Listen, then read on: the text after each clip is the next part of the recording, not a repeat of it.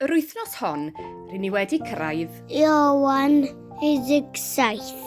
ac yn y bennod yma, rydyn ni'n darllen am Iesu Grist yn gweddio. Yma, mae Iesu'n gweddio dros ei ddisgyblion, y noson cyn iddo gael ei arestio a'i groeshoelio. Wnaethoch chi sylwi beth mae Iesu'n galw Duw yn y weddi? Cododd Iesu ei lygaid i'r nef a dwedodd, "O Dad!" Rydyn ni fel Cristnogion yn credu yn y Drindod Sanctaidd.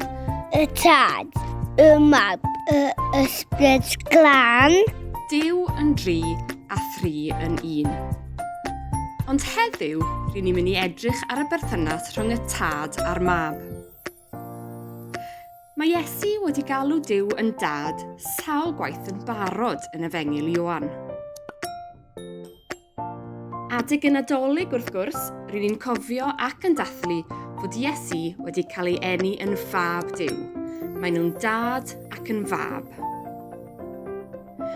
Ond dyw perthynas Duw y Tad ac Iesu Grist y Mab ddim yr un peth â perthynas arferol rhiant a phlentyn.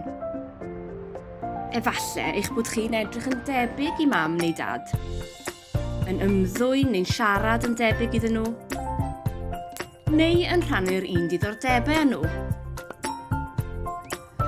Ond dim chi yw mam neu dad. Rydych chi'n ddau berson gwahanol ac unigryw. Ond mae Iesu'n dweud ei fod a Duw y Tad yn un. Mae fi'r Tad un ydym. Mae yna berthynas mor agos ac undod perffaith rhyngddyn nhw. Mae hyn yn anodd iawn i ni ddeall, ond mae'n bwysig iawn ein bod ni'n gwybod ac yn cofio fod Iesu Grist y Mab yn Dduw yn union fel y Tad. Ac fel rydyn ni'n gweld yn y weddi heddi, maen nhw'n rhannu popeth ac yn gweithio gyda'i gilydd. Dim ond Duw y Tad oedd yn gallu cosbi pechod, a dim ond Iesu y Mab oedd yn gallu derbyn y gosb honno am ein pechodau ni ar y groes.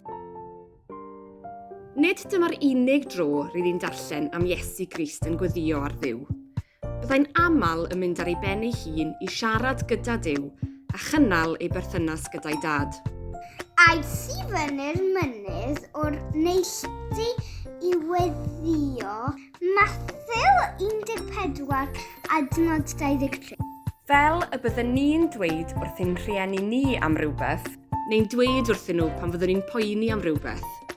Dyna beth mae Iesu'n wneud wrth iddo fe siarad gyda Duw.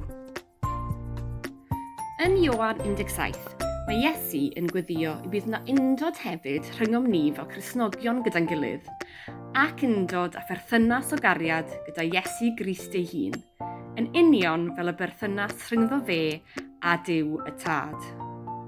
Ac fel oedd hi'n bwysig i Iesu weddio ar Dduw y Tad mwyn cynnal y berthynas agos yna, mae cymaint mwy o angen i ni weddio ar Dduw mwyn i ni hefyd gynnal y berthynas yna.